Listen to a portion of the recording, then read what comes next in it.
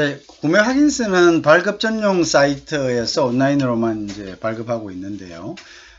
근데 이제 익숙하지 않은 사람들을 위해서 전자무역 기반 사업자 한국무역정보통신에서 발급 대행 서비스를 실시하고 있습니다. 자, 그다음 이제 미안합니다. 외국환은행장 또는 전자무역 기반 사업자는 발급된 구매 승인서를 근거로 2차 구매 승인서를 발급할 수 있습니다. 그죠? 그래서 이제 외화 획득용 원료 또는 물품의 제조, 가공, 유통 과정이 여러 단계일 경우에는 각 단계별로 순차적으로 발급할 수 있다. 이렇게 되어 있습니다. 또한 구매 확인서를 발급한 후 발급 근거 서류의 외화 목록용 원료 또는 물품 등의 내용 변경 등으로 이미 발급받은 구매 승인서와 내용이 상이하게 발급을 요청하는 경우에는 새로운 구매 확인서 발급을 할 수가 있다. 이렇게 되어 있습니다. 자, 다시 한번 구매 확인서를 발급한 후에 발급 근거, 서류 외화 획득용 원료 또는 물품 등의 내용 변경 등으로 이미 발급받은 구매 확인서와 내용이 상이하게 재발급을 요청하는 경우에는 새로운 구매 확인서 발급을 할 수 있다. 이렇게 되어 있습니다.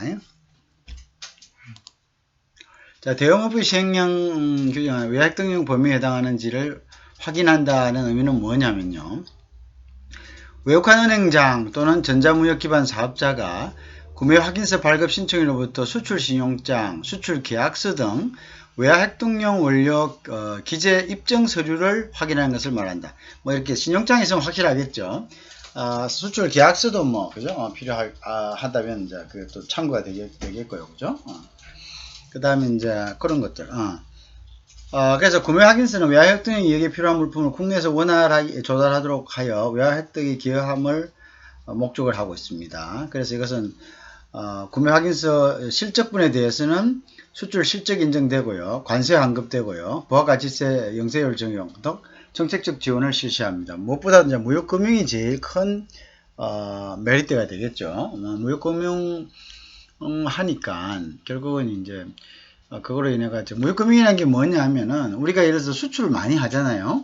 그러면 이제 수출한 그 업적에 따라서 수출한 그 양에 따라서 우리가 은행에 가서 나중에 수출하기 위해서 대부를 낼 수가 있잖아요. 그런 여러 가지 융자 혜택 같은 게 융자 금액이 커집니다. 그죠? 그래서 우리나라는 이제 그런 부분들에 대해서 특히 많은 그 혜택을 부여하고 있기 때문에 굉장히 중요한 부분이라고 생각이 됩니다. 그죠? 그렇다는 거죠. 자, 그래서 실적을 확보하는 것, 그리고 자격도 그렇습니다. 뭐 예를 들어서 어떤 자격 어디에 참가하고 뭐 이런 것도 다 그 실적으로서 하기 때문에 그 실적을 차곡차곡 관리하는 것이 굉장히 이제 중요한 부분이라고 그렇게 생각이 됩니다.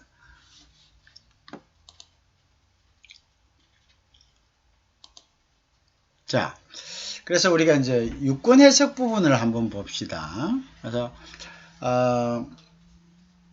이제 우리가 그 구매 확인서 발급 가능이 어떤지에 대해서 한번 보면요. 이제 이런 질의가 있었습니다. 그래서 수출업체가 외화 획득용 원료를 여러 단계에 걸쳐 구입하기, 여러 단계를 거칠 수 있죠. 그죠?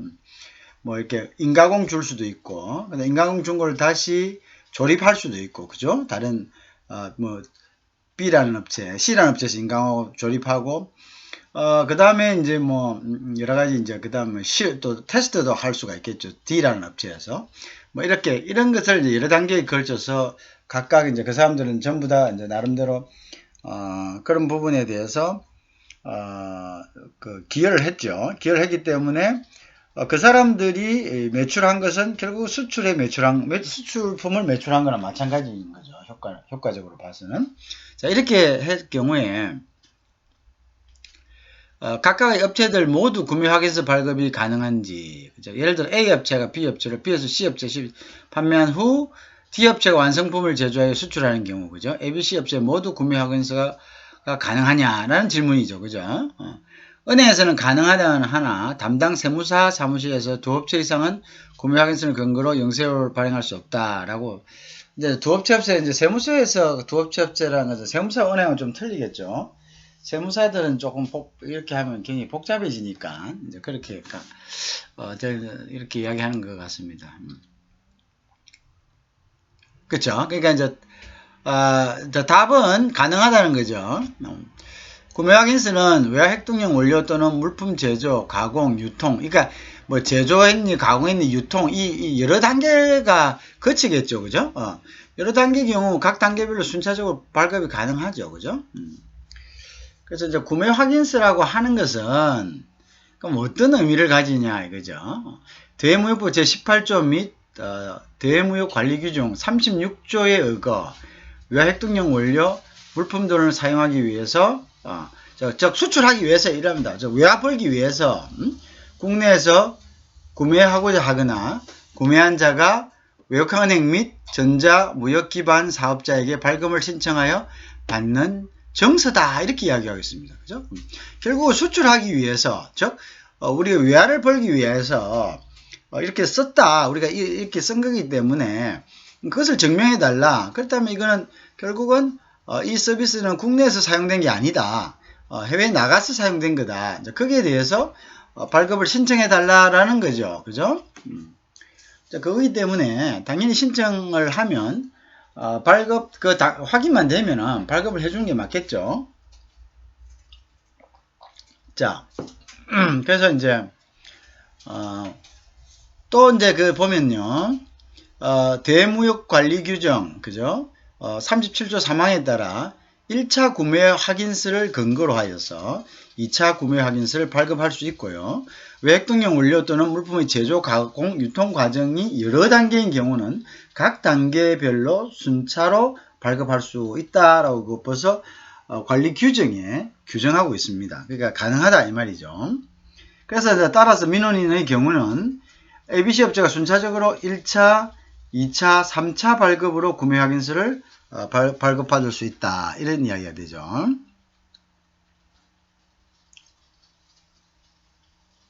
자, 그 다음에 이제 무역회사에서 근무하고 있는 사람이 질문을 했네요.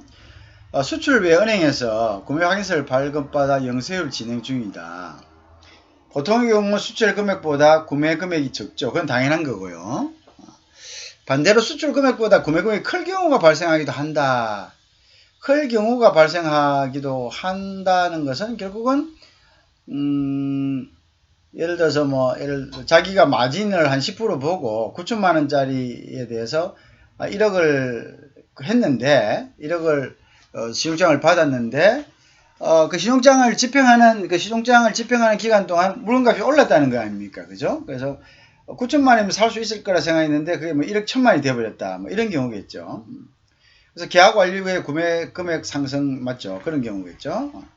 자, 근데 이제 이거는 사실은 이렇게 되면은 이제 뭐가 됩니까? 이게 좀 넌센스한 상황이 되는데 그럼 손해를 보고 팔아야 되는 거죠. 그렇지만 비록 그 사람이 이제 1억 1천만 원에 사든 1억에 사든 어쨌든 마진이 없이 사더라도 실질적으로 그 금액 전체가 수출 금액보다 넘는 거는 조금 문제가 있겠죠. 왜냐하면 문제가 있는 게 아니라 이체에 맞지 않겠죠. 원자재를 구입하는데 손해보고 장사한다. 그거는 이제 좀 대부분의 경우가 그렇지 않기 때문에 이럴 경우에는 보통 보면은 좀 잘못된 경우겠죠. 구매를 이 수출을 위한 구매뿐만 아니라 다른 구매를 한 경우도 생각해 볼 수 있을 거고요. 그죠? 그 다음에 이제 그러한 이유 때문에 어쨌든 이러한 경우는 좀 적용이 힘들 거다 이런 이제 생각이 되네요. 그러면 이제 어떻게 되냐 이거죠. 그래서 내가 이제 1억짜리 수출 신용장을 받았는데 물건값이 올라갔고 1억 1천만 원이 돼버렸다 이거죠. 그럼 1억 1천만 원에 대해서도 구매 확인서를 받을 수 있느냐 이런 이야기가 되겠죠. 자, 그래서 이제 답은 no입니다. no. 그래서 구매 확인서 발급 금액은 외획득 금액 한도 내에서 발급 가능하다. 이렇게 이제 못 박았네요. 그래서 이제 왜 그러냐 이유가 여기 있습니다. 이유가 있는데요. 구매 확인서는 대외무역법 제 18조 및 대외무역 관리규정 36조에 의거하여 물품 등의 어떤 외화 학등력으로 사용하기 위해서 국내에서 구매하고자 하는 경우 외국환은행장이 내국신용장에 준하여 발급한다. 그러죠. 내국신용장에 준하여 발급한다. 그죠? 거의 내국신용장 가던데 돈을 이제 뭐 이쪽에서 먼저 내느냐 이런 그런 거죠. 자, 그래서 구매 확인서는 외화 획득용 원료의 구매를 원활하게 하고자 하는데 목적이 있기 때문에 구매 확인서 발급 금액은 외화 획득 행위가 있는 단계에서 금액 한도 내에서 인정돼야 되죠. 당연한 거죠. 이치적으로도. 그래서 이제 지대하신 사례와 같이 계약 완료 후 금액 상승 등을 근거로 하여 수출 금액의 한도보다 높은 구매 확인서를 발급하는 것은 인정되지 않는다라는 것이 이제 답입니다. 그렇죠? 그러니까 결국은 구매 확인서는 수출 물건, 즉 외화를 획득하기 위한 수출품의 원료를 확보하기 위한 것이기 때문에 그 수출품의 가격 안에 있어야 되겠죠. 그죠? 그거는 이제 가격 안에 있어야 되는 것은 우리가 조금 이제 상식적으로 생각해도 그렇게 되지 않겠나 하는 생각이 들죠. 자, 결국은 이제 뭐 그러면은 이제 뭐 나머지 부분은 어떻게 해야 되겠나요? 나머지 부분은 이제 세금 계산서를 발행해야 되겠죠. 영세율이 아닌 다른 세금 계산서를 또 부가적으로 조금 발행해야 되겠죠. 그래서 1억까지는 예를 들어서 구매 확인서를 쓰고 뭐 1,000만 정도 대해서는 다시 세금 계산서를 발행할 수밖에 없네요. 자, 국내의 A사는 외국으로부터 원자재를 수입하여 국내에 B사에 공급하고 대금을 지급받았으며, 대금 지급받았습니다. A사는 원자재 구입해서 B사에 공급하고 돈을 받았습니다. 자, B사는 완제품을 가공한 완제품을 국내의 A사와 동일한 회사인 국내의 C사에게 공급하고 대금 지급을 받았습니다. 자, 무슨 말이냐? 자, 잘 보세요. A사는 외국에서 원자품 수입했습니다. 그래서 B사에 공급하고 대금 지급 받았습니다. A는 끝. 그죠? 근데 B사는 원자재를 가공한 완제품을 국내 A사와 동일한 회사인 C사에 공급했다. B사는 다시 대금 지급을 받았으면 C사는 이 완제품을 외국에 수출하였다. 이때 국내의 B사가 원자재를 수입하여 제공한 원자재 수입업체와 그죠? 수출업체가 동일함에도 불구하고 그죠? 수입업체가 수출업체 국내의 B사가 A에게 구매 확인서를 받을 수 있는지의 여부에 대해서 물어봤습니다. 자, 근데 여기서는 이제 A사하고 C사가 이제 같은 거죠. 그죠? A사와 B사가 구매하죠. 그런데 이제 B사가 A사에게 구매 확인서를 그러면 발급받을 수 있을지 여부입니다. 자, 그래서 이제 보통 보면 이렇습니다. 요거는 이제 거래 현황을 보면요. 이제 요 A사는 외국 수출자로부터 원자재를 수입해서 이것을 원자재를 갖다가 결국 이제 원자재를 공급을 했네요. A사에게. 자, 자, 해서 이걸 다시 B사에게 자, 한번 봅시다. 자, 여기서 B사는 C사에게 납품을 합니다. 이 납품을 위해서 A사로부터 원자재를 공급을 받았습니다. 그죠? A사로부터 원자재를 공급을 받았습니다. 그죠? 그래서 요거는 이제 지금 요거 2번 산문이 좀 잘못된 것 같네요. 그러니까 A사가 B사에게 원자재를 공급한 겁니다. 그러니까 이제 이게 요게 글자가 틀렸네요. 이렇게 원자재 공급이 되고 요거는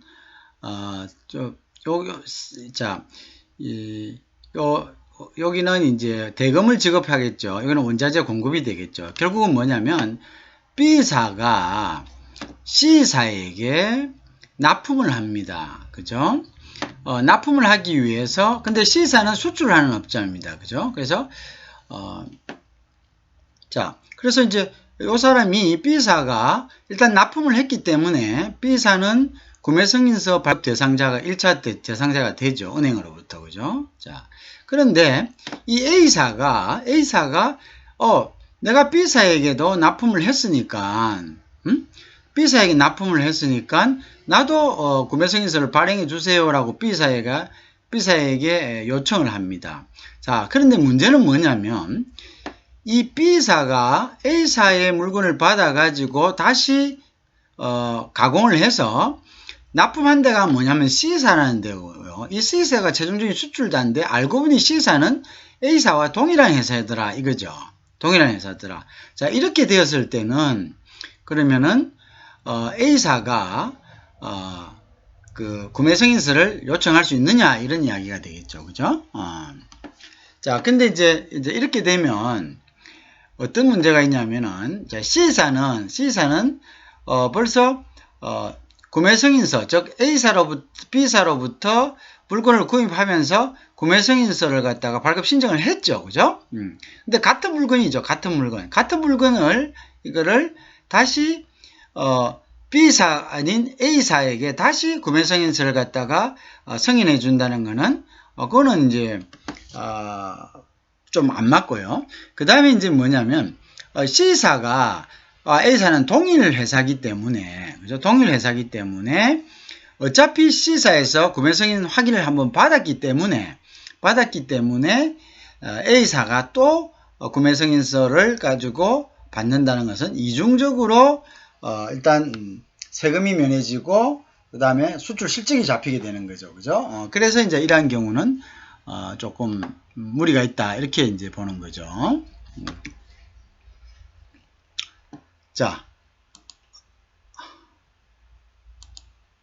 자, 그래서 A사는 C사와 동일하므로 A사를 위해 B사가 2차 구매승인서를 발행하는 것은 중복 혜택이므로 발급이 불가하다. 영세월, 그죠? 중복 혜택으로 불가하다.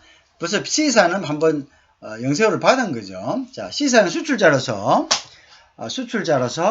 외화 핵동용 원료를 공급받은 B사를 위해 구매 확인서를 발급할 수가 있습니다. 그죠? 또한 A사와 C사가 별개의 회사라면, 그쵸? 자, 1차 구매 확인서를 근거로 A사를 위한 2차 구매 확인서를 발급받을 수 있죠? 자, 무슨 말이냐? 자, 여기 보면, 자, 이렇게 흐름이 어떻게 되냐면, A사가 수출하기 위해서 B사 앞으로, 물건을 구입했습니다. B사에서. 그럼 대금 지급했죠. 그러면 A사는 이 대금을 지급할 때 구매승인서를 확인받아가지고 내버립니다. 세무서에. 자, B사는 어떻게 하면 B사도 마찬가지죠. 여기 받은 구매승인서를 C사가 A사에게 준 거죠. 그래서 이제 B사하고 A사는 서로 간에 이제 그 수출 실적이 잡히는 거죠. 자, 문제는 뭐냐? A사가 있다. 자, A사도 뭐 이게 물건이 가서 그냥 이렇게 갈 수도 있고 아니면 여기가 좀 가공해서도 갈 수도 있고 어쨌든 갔습니다. 자, 갔는데 분명 저 B사는 A사에서 받은 가격보다 더 높은 가격으로 C사에 제공했을 것입니다. 그러면 A사도 뭐 가격 같은 간에 어쨌든 A사도 B사에게 나도 너희들에게 납품했으니까 나도 같은 수출 아니냐 수출 실적으로 작게 구매승인서를 2차 구매승인서를 발행하도라고 할 수 있습니다. 자, 발행할 수 있습니다. 근데 문제는 뭐냐면은 C사가 이 A사가 공급한 제품을 가지고 이미 수출한다고 해서 영세율을 해서 전부 다 끊어버렸죠.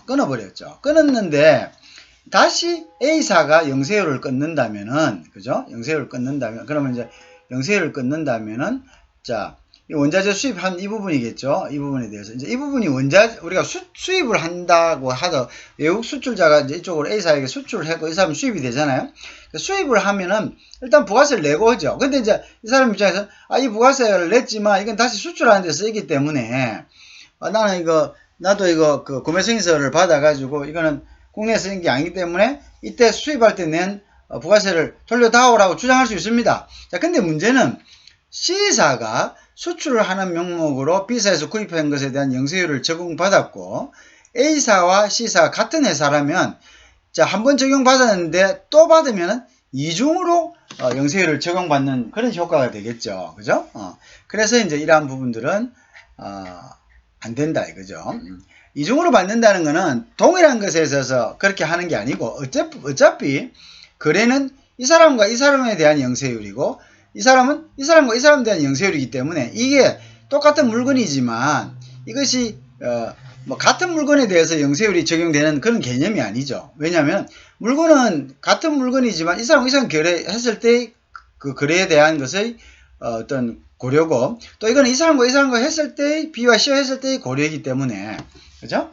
그거는 틀리다 이거죠. 같은 물건일 수 있지만 그건 틀리다. 자, 그런데 원래 C가 예를 들어서 뭐 100만원 했다. 여기에서 80만원, 요거 100만원 했다. 그죠? 그러면은 C가 A가 다 한다면 총 180만원의 영세율이 적용받게 되죠. 그렇지만 C는 이미 100만원의 영세율을 적용받았기 때문에 A가 동일한 회사이기 때문에, A가 동일한 회사가 아니면 A가 B에 대해서 영세율을 주장할 수가 있습니다. 그래서 이건 어쩔 수 없는 거죠. 그죠? 이거는 이중이 되니까 이것은 안 된다. 이런 이야기가 성립됩니다.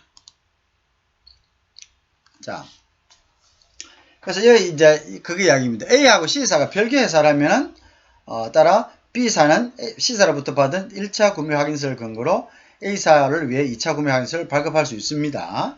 자, 그러나 A사는 1차 구매 확인서를 발급한 C사와 동일한 회사이고요. 이미 C사가 1차 구매 확인서를 발급받음으로써 수출 실적 및 부가가치세 영세율 적용을 받은 것이기 때문에 A사가 2차 구매 확인서를 받는다면 중복 수혜라는 문제가 발생하게 되겠죠. 따라서 A사와 동일한 회사인 C사가 이미 구매 확인서를 발급받았기 때문에 A사를 위한 2차 구매 확인서 발급은 불가능하다. 이렇게 되겠습니다.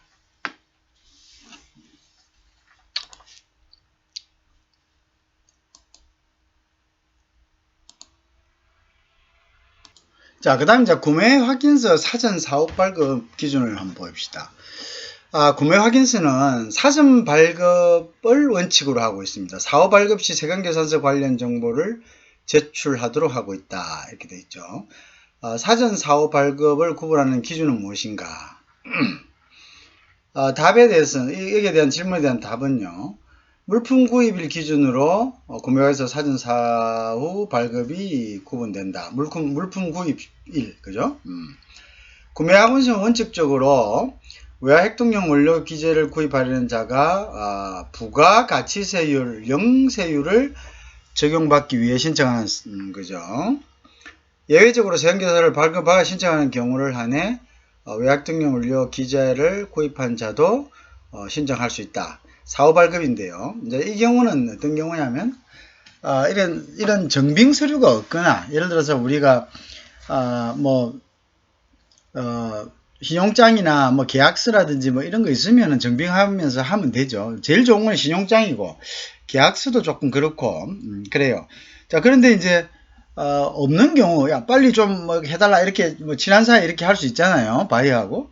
그러면 이제 돈이라도 받아야 되는데 돈도 뭐 안 받을 수도 있고 나중에 받을 수도 있고. 자, 이럴 때는 일단은 뭐 국내 납품하는 그 기준으로 세관계산서를 끊을 수밖에 없어요. 그러니까 부가세를 끊고 그 다음에 이제 거기에 대해서 나머지 부분들 수출하고 나서 수출 면장이 나오면은 이제 수출할 때 포장명세서라든지 뭐 이런 것들 면장의 그 내용을 좀 상세하게 기입해서 이제 그러한 부분들을 우리가 구입한 물건하고 이제 명세를 맞추어 가지고 그래서 이제 제출해서 사후 발급을 요청하면 되겠죠. 자, 4545 발급 대외무비 협정상 실제 물건을 구입을 기준으로 구분하는 것이 타당합니다. 그죠? 물품을 이제 대신에 물품을 45도 발급을 하지만 물품을 구입한 날 이후가 돼야 되겠죠. 그죠? 물품을 기업한 날 이후로 날짜로 해가지고 발급이 되겠죠. 자, 무슨 말이냐면 사전이란 것은 이게 이제 물품, 그러니까 이제 물품 구입 전에 이제 보통 같으면은 세금계산서 끊기 전에 갖다 줍니다. 그죠? 가져가서 자기가 이제 어떤 물건을 사고 싶다. 그럼 그 물건을 견적받겠죠. 그 물건에 대한 견적받아서 그 물건을 공급하는 자, 그 물건의 품명, 수량, 그거를 이제 구매명세서에 싹 적습니다. 적어가지고, 은행에 가서 승인을 받고, 그걸 갖다가 이제 주면서 영세율로 끊어주세요. 이렇게 해야 되죠.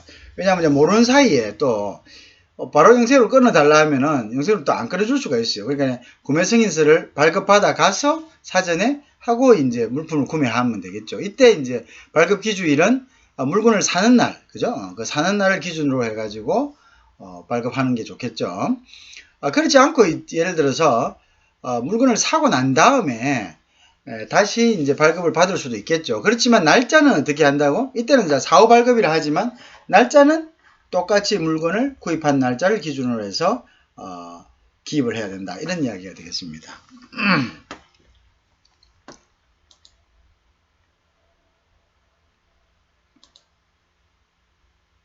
자, 그래서 이제 대외무역법 보면은 이러한 규정들이 있는데요. 대외무역법 제18조 보면 구매 확인서 발급 등이라고 되어 있습니다. 지식경제부 장관은 외화 핵동용 원료 기자재를 구매하는 자가 부가가치세법 11조 제1항 4호에 따른 영세율을 적용받기 위하여 확인을 신청하면 외화핵동용 원료 기재를 구입하는 것임을 확인하는 서류 이하 구매 확인서를 발급할 수 있다. 이렇게 되어 있습니다. 자, 대외무역 관리 규정을 봅시다. 그러면 2조 보면은 구매 확인서란 외화핵동용 원료 기재를 구매하려는 경우 또한 구매한 경우, 구매하려는 경우 또는 경우 사전 사오라 이거죠.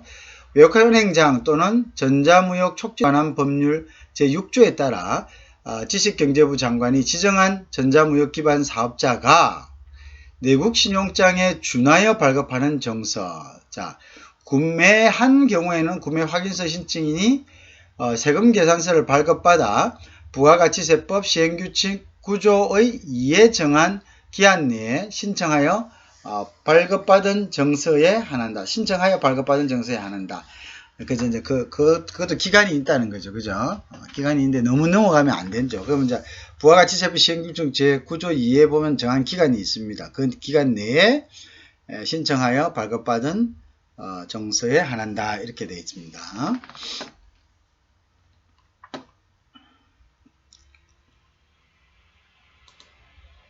자, 다음 질문입니다. 위탁 가공무용을 위한 국내 물품 구매 시 구매 확인서 발급 여부 이렇게 되어 있습니다. 위탁 가공무용이라는 것은 어떤 겁니까? 이제 노임을 주고 가공을 하는 거죠. 물건을. 근데 이제 여기에서는 어떻게 합니까? 원자재는 이제 수출하는 형식으로 하는 거죠. 자, 이때는 이제 결국은 수출은 되는 거죠. 수출 형식은 수출 형식입니다. 그죠? 근데 이제 그거는 유상 무한 수출이죠. 당장은 당장은 어떻게 됩니까? 당장은 그게 발생하지 않죠. 뭐 돈을 보내고 이런 거는 없죠. 나중에 이제 돈 보내고 나서 위탁 가공한 물건을 다시 다른 데로 수출할 건지 아니면 그래서 이제 수출 여부에 따라 구매 확인서 발급 대상인지를 판단해야 된다는 것이 답변입니다. 자, 해외에서 위탁 가공한 물품이 중개무역 등을 통해 수출되는 것인지 아니면 다시 수입되는 것인지에 따라서 구매 확인서 발급 여부를 결정해야 되겠죠. 그죠? 그거는 이제 수출될 수도 있고 아니면 다시 돌아올 수도 있겠죠. 수출을 한다면 외화핵동용으로 사용된 것이기 때문에 구매 확인서 발급이 대상이 되고 다시 수입된다면은 발급 대상이 아니다. 이렇게 되는 거겠네요. 그죠? 그거는 뭐 당연하게 우리가 이해가 되는 부분이네요. 그 부분은 우리가 당연하게 이해가 되는 부분이라고 생각이 됩니다.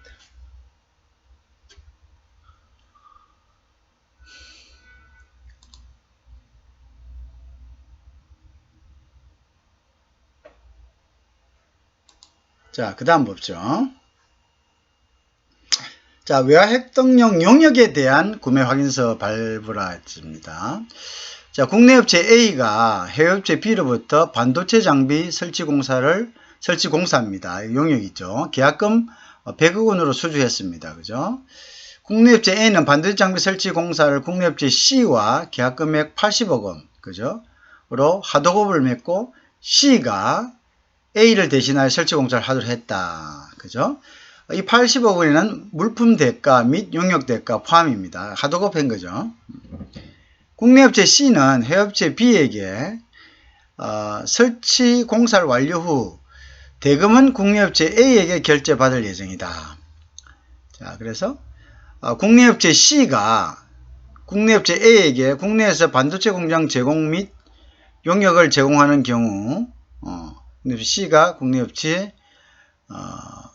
A에게 국내에서 반도체 장비 제공 및 용역을 제공하는 경우 A가 C 앞으로 구매 확인서를 발급해 줄 수 있는가요? 그렇죠? 발급 가능하죠? 그렇죠? 외화학등용 용어 아닙니까? 당연한 거 아닙니까? 그죠? 당연히 발급이 가능하다 이렇게 보는 게 좋겠죠.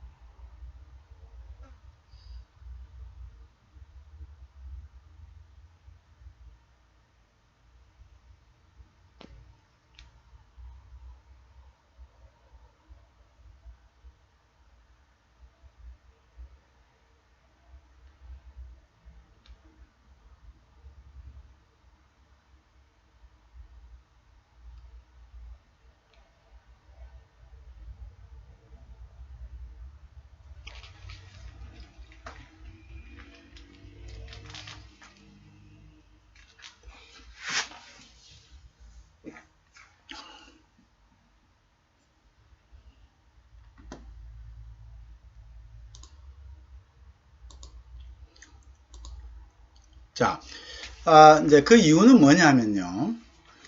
구매 확인서라는 것은 대외무역부 18조 및 대외무역관리규정 제35조에 따라서 국내에서 외화 획득용 원료, 외화 획득용 용역, 외화 획득용 전자적 형태의 무체물 또는 물품으로 사용하기 위해서 국내에서 구매하고자 하는 경우 내국 신용장에 준하여 발급하는 정서입니다. 자, 그래서 앞에 있는 일단 거래관계에 있어서 국내 업체 C가 국내 업체 A에게 국내에서 반도체 장비 및 용역을 제공하는 경우 국내 업체 C와 국내 업체 A와의 계약 금액 범위에서 구매하면서 발급 가능하죠. 결국 C가 B에게 이런 서비스를 제공할 거 아닙니까? 그죠? 그래서 이것은 외화획득용을 위한 이런 재료들이죠. 아울러 용역과 관련해 국내 C가 반도체 장비 제조업체에서 반도체 장비 공급에 부수하여 실제적인 엔지니어링 서비스를 제공하는 경우 용역을 제공하는 경우로 볼 수 있습니다. 실제적인 엔지니어링 서비스를 제공하는 경우에는 용역을 제공하는 경우로 볼 수 있다 이렇게 되죠.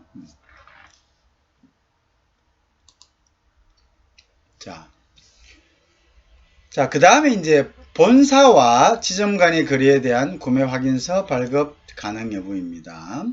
자, 본사 지사 간의 거래는 되냐?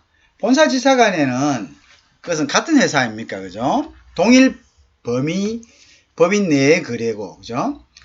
수출 실적이 중복적으로 계상되는 등 문제로 인해서 발급 대상에 포함되지 않습니다. 무슨 말인지 알겠죠?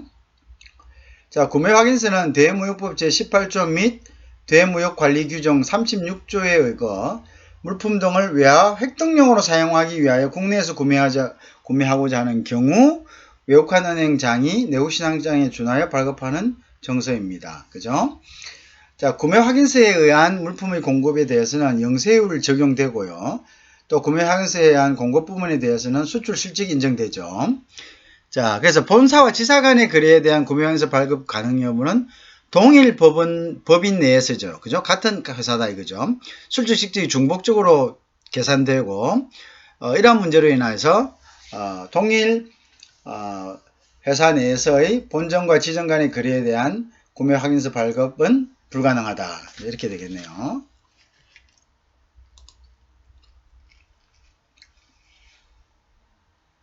자, 그렇게 되죠. 이거는 이제, 그대로, 아까 조금만 이야기한 것을 그대로 얘기한 겁니다. 자, 이제 그 다음에 우리가,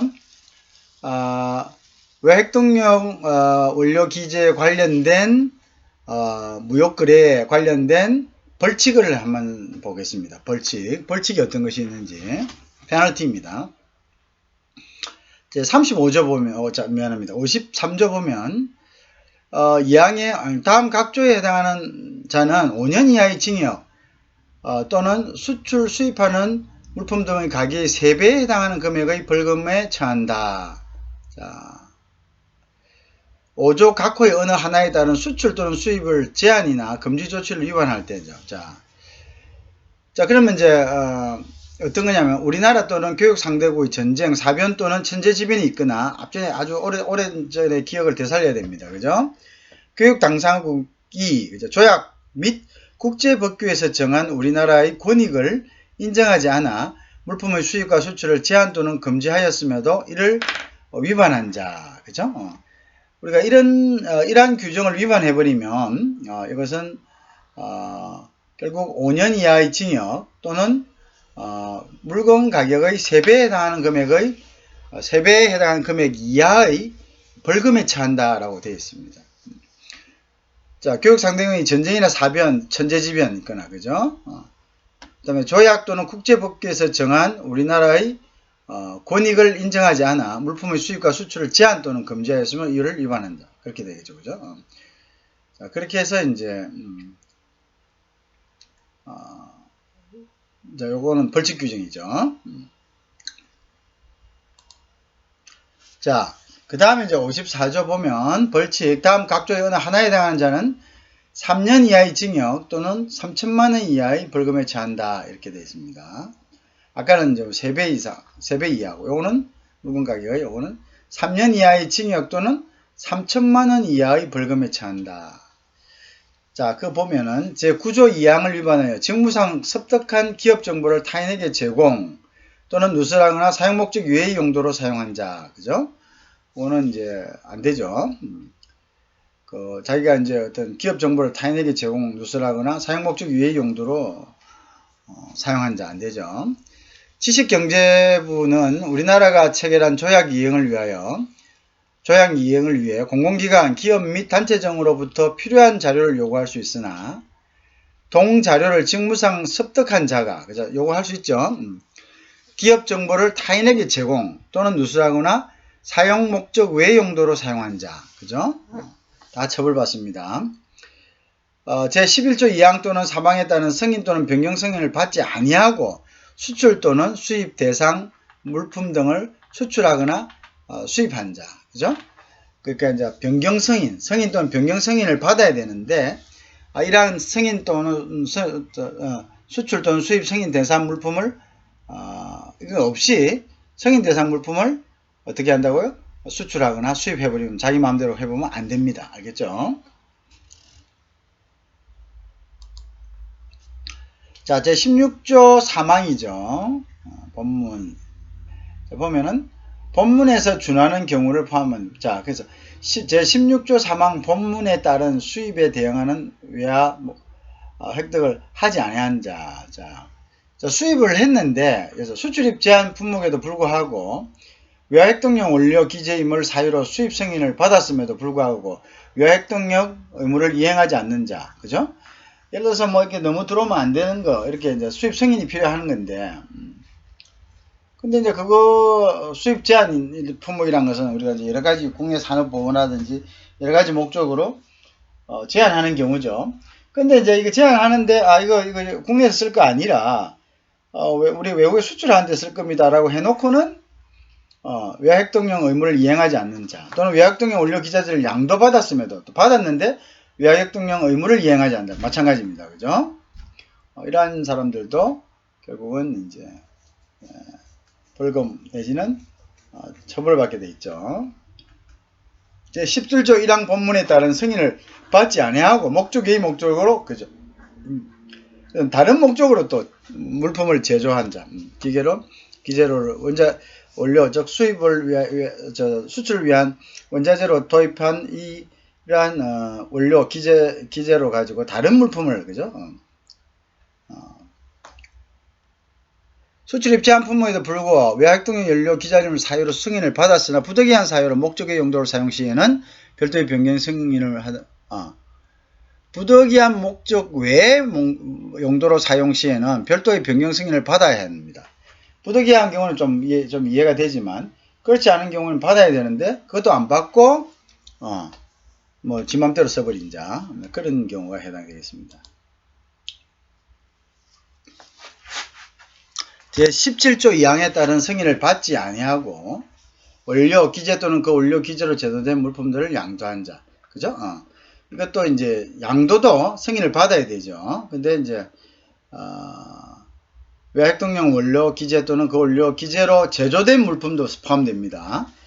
양도한 자. 자, 수입 제한 품목임에도 불구하고 외화활동용 원료 기재임을 사유로 수입 승인 받았는데 부득이한 사유로 목적 외 용도로 사용 시에는 별도의 변경 승인을 받아야 함에도 변경 승인을 받지 않고 타인에게 양도한 자.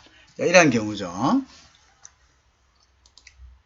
자, 요게 이제 우리가 외화활동용 원료 기재에 대한 파트 부분입니다. 그죠? 그래서 이제 외화활동용 원자를 위한 이제 파트 부분이 이렇게 해서 일단 마무리 되었고요. 나머지 부분도 있는데 이런 방식으로 진행을 합니다. 근데 우리가 시간이 이제 많이 남지 않았지만 하여튼 최대한도록 그 뒤에까지 일단 기말고사는 최대한 뒤에 치는 걸로 하고 그렇게 이제 진행을 하도록 하겠습니다. 그래서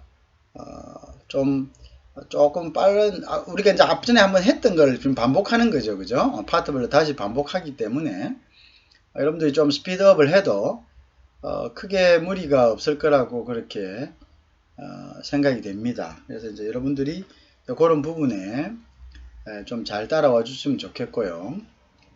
그리고 최근에 이제 보면 제가 조금 로딩이 좀 딜레이가 되는 경우도 있습니다. 제가 좀 수업을 조금 하는 양이 좀 있어서 그게 이제 최대한 빨리 하려고 하는데 그렇지만 여러분들에게 어떤 그 수업 시간을 우리가 이제 이게 대면이 되면은 딱 정해진 시간에 가서 하면은 그죠?